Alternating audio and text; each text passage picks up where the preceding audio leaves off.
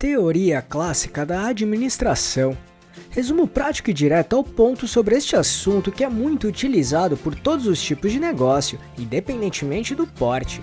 Trabalhando este assunto, será possível entender muito bem o trabalho e o papel dos gestores de uma empresa, o que ajuda muito na gestão e, principalmente, o sucesso do seu negócio. Por isso, entenda agora a teoria clássica da administração de um jeito resumido e bem prático.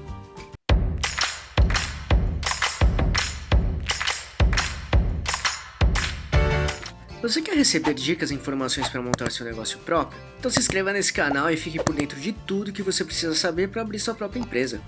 A teoria clássica da administração foi idealizada no início do século XX por Henri Fayol, um dos principais nomes para o desenvolvimento do conhecimento da administração de empresas. Dessa maneira, Fayol defendeu através dessa teoria que as empresas seriam capazes de terem mais eficiência e produtividade, diminuir desperdícios e capacitar gestores a tomarem decisões mais assertivas e coerentes, sempre pontuando que os gestores de empresas precisam se antecipar, decidir e agir de um modo bem planejado e organizado. Além disso, Fayol defendia que o conhecimento administrativo supera o conhecimento técnico para determinar os caminhos a serem seguidos pelas empresas. Isso é importante pontuar porque nessa época os gestores se baseavam mais nas técnicas de produção do que a administração. E com o crescimento da produtividade das empresas naquela época, percebeu-se a necessidade de gerir os recursos, sejam financeiros, materiais, de tempo e humanos também. Dessa forma, a necessidade de otimizar processos e aumentar a eficiência crescia cada vez mais. Logo, a teoria clássica da administração surgiu para resolver exatamente essa questão. De maneira bem prática e resumida, essa teoria se baseia em 14 princípios básicos, que são divisão do trabalho, autoridade e responsabilidade, disciplina, unidade de comando, unidade de direção, subordinação dos interesses individuais aos interesses gerais, remuneração do pessoal, centralização, hierarquia, ordem, equidade, estabilidade do pessoal, iniciativa e espírito de equipe. Dito isso, então vamos explicar cada um desses princípios de um modo resumido. 1. Divisão do trabalho. Trata-se de dividir as tarefas e responsabilidades entre os membros das equipes, e isso vale para todos os níveis de cargos, ou seja, ter apenas uma pessoa exercendo diversos tipos de funções fará com que a produtividade seja menor. Logo, a divisão do trabalho faz com que as atividades sejam delegadas de maneira equilibrada entre cada indivíduo dos departamentos e empresa. Quanto mais conhecimento e especialização cada colaborador tiver, maior sua capacidade e agilidade e competência para desempenhar suas funções. Como resultado, maiores serão os ganhos para a empresa, que terá à disposição colaboradores altamente produtivos. Isso aumenta também a qualidade do trabalho. 2. Autoridade e responsabilidade. Saber diferenciar autoridade e responsabilidade é um ponto bem importante nesta teoria. Resumidamente, autoridade é o direito dos superiores darem ordens que precisam ser obedecidas. Já a responsabilidade é o que cada profissional precisa cumprir. Logo, é fundamental buscar um equilíbrio entre esses dois pontos. Então, cabe aos gestores entenderem como exercer sua autoridade de forma que oriente sua equipe, de maneira assertiva e clara.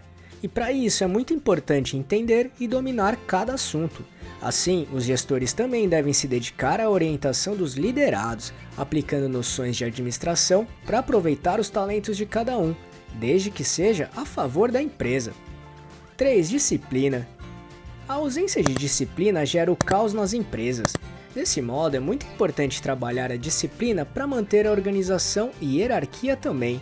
Logo, existe a necessidade de estabelecer regras de conduta e de trabalho válida para todos. No entanto, é importante termos em mente que existem diversos níveis de disciplina. Por exemplo, existe o nível de obediência total e também aquela que é bem mais flexível. Por isso, cabe a cada empresa definir qual é o melhor modelo que se adequa ao seu jeito de trabalho. 4. Unidade de comando.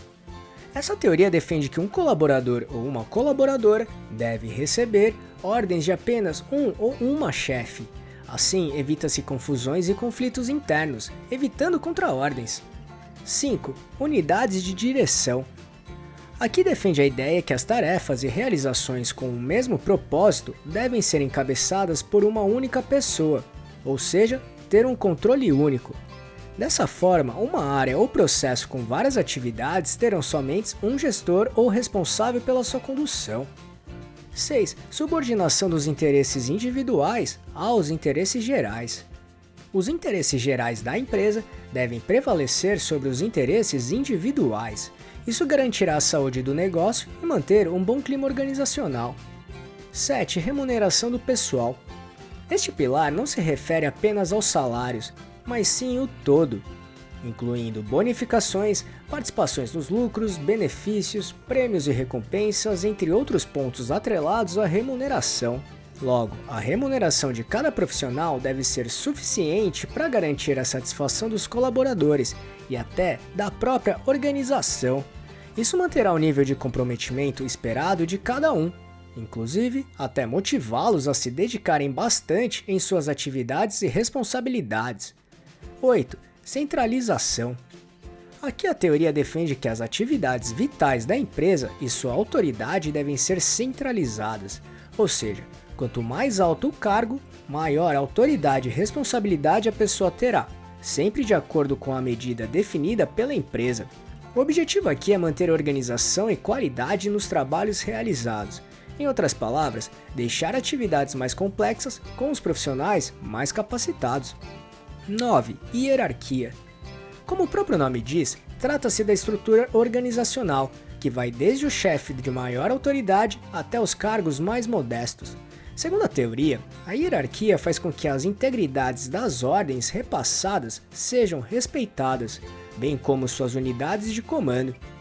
10. Ordem. Para ter um gerenciamento correto dos recursos, pessoas e tempo, a ordem precisa ser trabalhada e respeitada, literalmente manter tudo organizado para que os processos andem na direção certa e planejada. 11. Equidade. A combinação entre boa vontade e justiça colabora para o bom desempenho entre os profissionais e as equipes. Em outras palavras, a justiça deve prevalecer em toda a organização, o que justificaria a lealdade e a entrega dos colaboradores com a empresa. 12. Estabilidade do pessoal. A alta rotatividade dos colaboradores em uma empresa é algo negativo, porque além de gerar gastos e investimento de tempo para substituições, afeta bastante o desempenho do negócio e até a moral da equipe. Dessa maneira, todos os colaboradores precisam de tempo para aprender, treinar, exercer seus conhecimentos e executar suas atividades com a qualidade desejada. 13. Iniciativa. Este pilar deve ser interpretado como a capacidade de estabelecer um plano, executá-lo e cumpri-lo.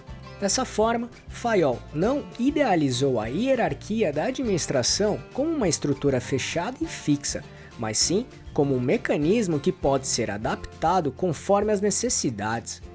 14. Espírito de equipe. Por fim, o trabalho em equipe deve prevalecer sempre. Isso será a base para que a empresa consiga ter coesão e estrutura para manter o nível elevado de produtividade e qualidade. Assim, essa teoria aponta que este trabalho demanda uma boa e clara comunicação interna entre as equipes, o que aumenta bastante a integração entre as equipes e profissionais também. Esta é a teoria clássica da administração desenvolvida por Henry Fayol. Ela tem ajudado muitas empresas a conseguirem gerir bem os seus negócios de uma maneira eficiente e organizada. Assim, aumentar seus resultados e lucros todos os dias.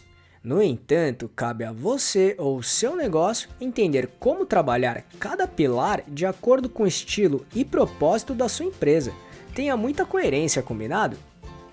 E aí, gostou desse vídeo? Então, se puder, clique no botão Valeu aqui embaixo e ajude nosso canal para continuarmos produzindo e melhorando vídeos e conteúdos desse tipo para você. E só para recapitular os pilares que falamos aqui: divisão do trabalho, autoridade e responsabilidade, disciplina, unidade de comando, unidade de direção, subordinação dos interesses individuais aos interesses gerais, remuneração do pessoal, centralização, hierarquia, ordem, equidade, estabilidade do pessoal iniciativa e espírito de equipe. Esperamos que tenha gostado, e se quiser saber mais sobre como montar e gerenciar seu próprio negócio, acesse nosso canal aqui no YouTube, que temos vários vídeos sobre este assunto, tudo bem? E se gostou, compartilhe este vídeo com seus amigos e familiares para ajudá-los também. Se quiser se preparar ainda mais, baixe agora o nosso e-book grátis com as 11 perguntas-chave para descobrir se está pronto para abrir um negócio próprio ou não. Vamos deixar o link de download aqui na descrição desse vídeo, combinado? E não deixe de se inscrever nesse canal e ficar por dentro de todas as nossas novidades de como montar e gerenciar seu próprio negócio. E se puder, já deixe seu like para ajudar esse canal. Um abraço e até a próxima!